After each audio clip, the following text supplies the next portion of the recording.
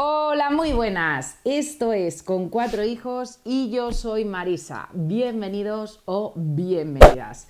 Hoy venimos con el Valle de la Eternidad. Un juego de 2 a 4 jugadores con partidas de unos 40 minutos de duración y en la caja pone que a partir de 14 años.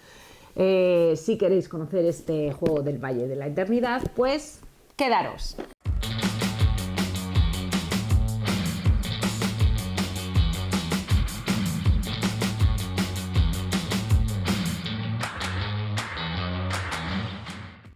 En el Valle de la Eternidad nos vamos a adentrar en un mundo de fantasía con monstruos, espíritus, dioses. Nos vamos a convertir en domadores o cazadores y tendremos que adiestrar una variedad de series. 70 criaturas mitológicas de todo el mundo. Cada partida va a ser totalmente diferente y en cada ronda los jugadores pues van a tener que elegir cartas, realizar acciones y usar efectos de aquellas cartas que ya tengan invocadas y tengan en sus áreas.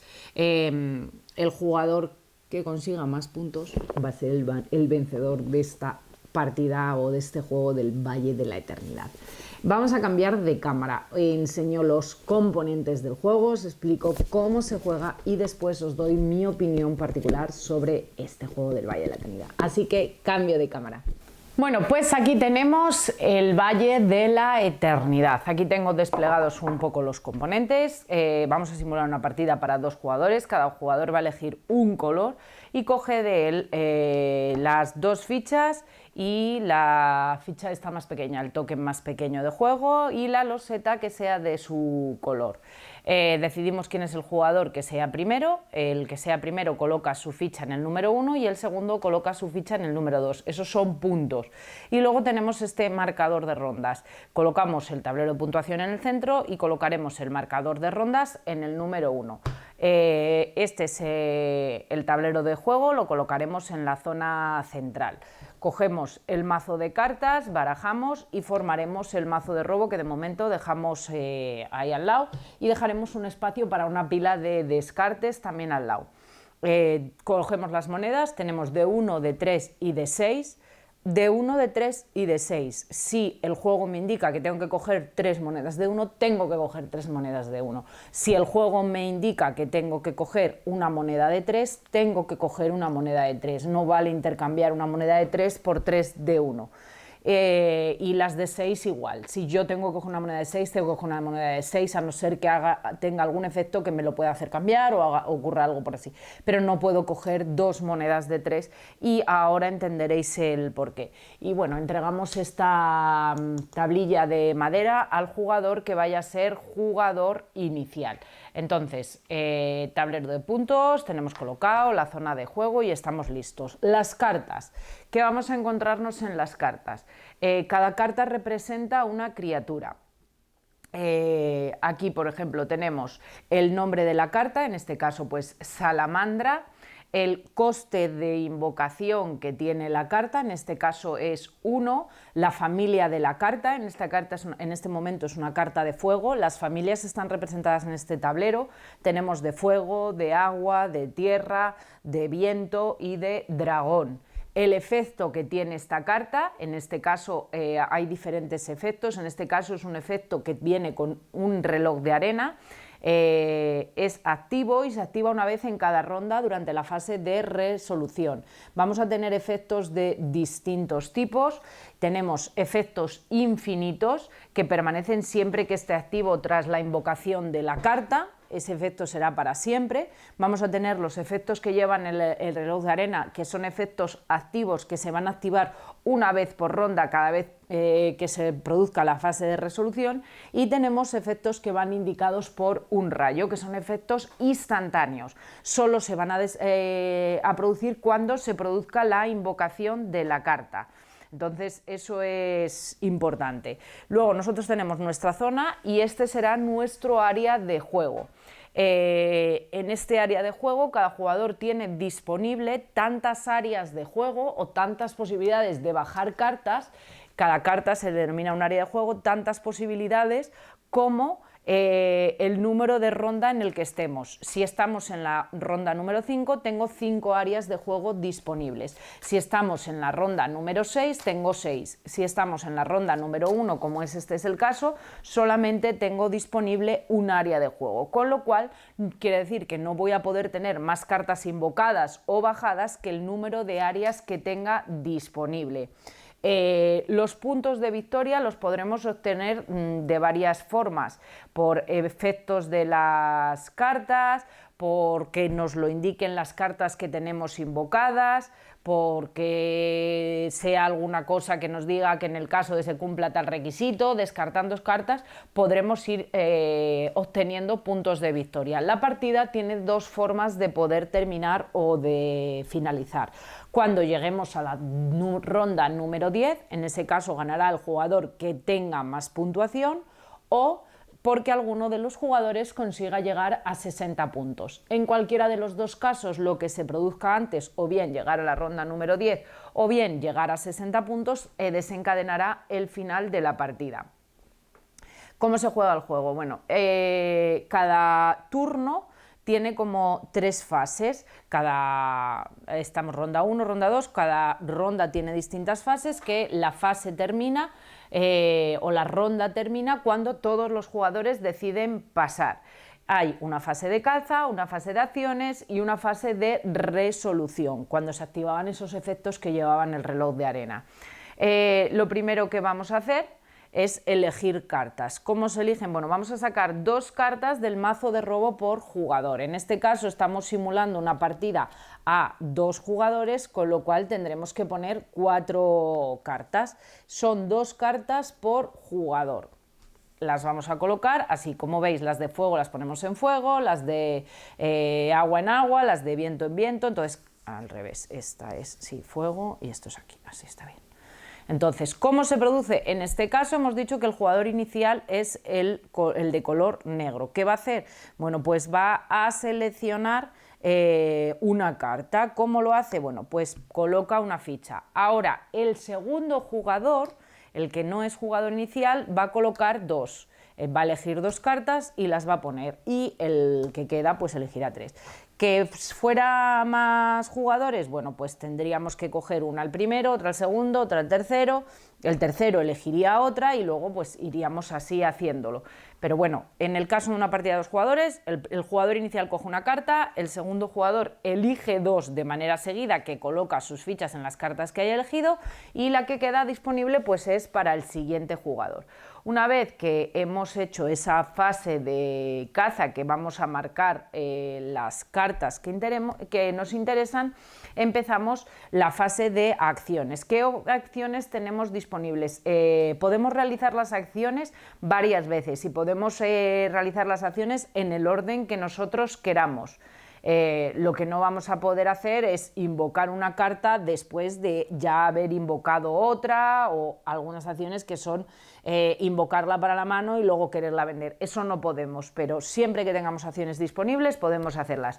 Para vender una carta, ¿qué tenemos que hacer? Acción número 1, que sería la de vender la carta. Para vender una carta tenemos que recuperar la ficha de jugador que colocamos encima de ella, la llevamos de nuevo a nuestra zona y vendemos esa carta. Como vemos, los valores de venta vienen marcados en el tablero. Si yo vendo una carta de dragón, en concreto, me dice que vale 6. 6 con esta moneda, entonces tengo que coger esa moneda.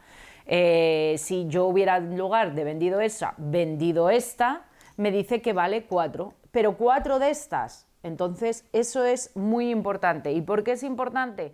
Porque a no ser que yo obtenga alguna carta que me diga lo contrario, el máximo de monedas que yo puedo tener disponible en mi zona son 4.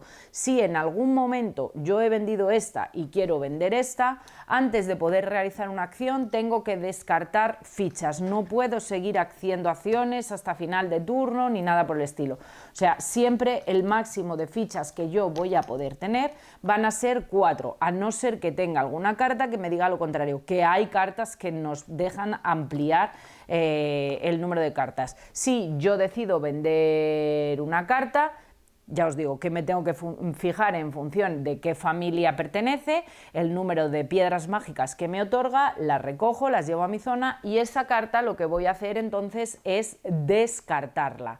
Entonces simplemente la cojo y la pongo en la zona de descartes. La siguiente opción que tengo a poder hacer sería domar una carta. Para domar una carta recuperamos la ficha del jugador que colocamos encima de ella, cogemos la carta y nos la quedamos en la mano. No hay límite de cartas que yo puedo tener en la mano. Entonces simplemente cojo la ficha, la recupero y me llevo la carta a mi mano. Tercera opción que tengo disponible, invocar una carta. Lo primero que tengo que hacer es comprobar que mis áreas no están llenas. En este caso tengo posibilidad de invocar una carta. Ese sería el máximo. Entonces coloco una carta y la quiero invocar. Vale, ahora tengo que pagar el coste de invocación. En este caso el coste de invocación de esta carta es de 2. Pero yo solo tengo una moneda de 6. ¿Me llega? Sí. ¿La pago? Sí. ¿Tengo vuelta? No. Entonces, los 4 monedas que a mí me sobran, que podría haber recuperado, las he perdido. No hay más opción. O sea, y el máximo de cartas de invocación que yo puedo tener invocado en la ronda 1 es una, con lo cual hasta ahí podría hacer, no podría hacer muchas más opciones en esta ronda. Hemos visto que puedo vender una carta, hemos visto que puedo domar una carta y hemos visto que puedo invocar una carta. Hay otra opción que también voy a poder hacer, que es retirar cartas, descartar una carta invocada del área en el área que tenemos nosotros. Parece contraproducente, pero puede haber momentos en el que nos interese, porque hayamos cogido una carta que nos dé puntos cuando vayamos por detrás en puntos y ahora hayamos adelantado al contrario, o por distintas razones. Para descartar una carta invocada del área en el área que tenemos, eso se denomina retirar una carta, y el coste requerido para retirar una carta es igual al número de ronda en el que me encuentro. Entonces, si yo pretendo retirar una carta en la ronda 7, tengo que pagar 7 monedas. Y si yo pretendo retirar una carta en la ronda 4, lo que tendría que pagar serían 4 monedas. Eso es importante de saber. Y esas serían las acciones que tendríamos disponibles: vender una carta, domar una carta, invocar una carta, que es bajarla a nuestra zona de juego, teniendo en cuenta que tengo tantas áreas o la posibilidad de bajar tantas cartas como la ronda en la que esté, o retirar una carta, que voy a tener que pagar un coste que será el coste que vaya asociado a la ronda en el que esté. Cuando vendo, lo que tengo que fijarme es en el tipo de carta que tengo, y en este tablero nos viene indicado cuál es el coste de venta de esa carta. Cuando ya se ha producido la primera fase, la fase de caza, la segunda fase es la fase de acciones, pasaríamos a la tercera fase, es la fase de resolución. En este caso no tengo cartas, pero bueno, imaginar que estamos más adelante y esto está así. La fase de resolución es aquella en la que activo esas cartas que tenían reloj de arena. Imaginar que estamos en la ronda 5, cojo estas y te dice: obtén un punto por cada carta con reloj de arena. Bueno, pues tengo 2 cartas, tendría que sumarme 2 puntos. Y esta te dice: elige cualquier carta de las de montaña de la pila de descartes y añádela a tu mano. Bueno, pues iría a la pila de descartes, elegiría una y la añadiría a mi mano. Bueno, pues imaginar que esa la he usado varias veces, que es lo que os decía, y ahora ya no me interesa. Bueno, pues yo puedo pagar ronda 5 en la fase de acciones, puedo descartarla. ¿Y por qué? Porque así me queda otro área disponible para bajar otra que me rente más. Bueno, pero esas serían las opciones que tendría disponible en esa fase de resolución. Fase en las que voy a coger todas las cartas que tengan reloj de arena y las activaré. Esta fase de resolución se empieza por el jugador inicial y se realiza en sentido horario. Los jugadores van a ir realizándola por turnos y usarás una vez cada efecto activo. Yo te recomiendo que cuando los vayas usando las vayas girando un poco para indicar que tienes usadas. hasta que no te quede ningún efecto activo. ¿Por qué es importante por orden de turno? Porque puede haber cartas, como os digo, que os digan avanzas 4 puntos de victoria si eres el jugador que menos puntos tiene.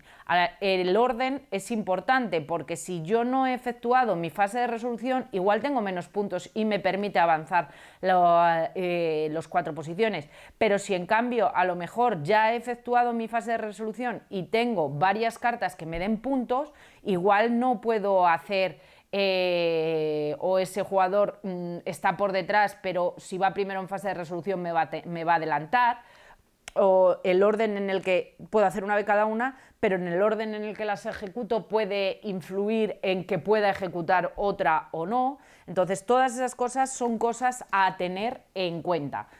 Luego, una vez que hemos activado esa fase de resolución, se produce el fin de ronda.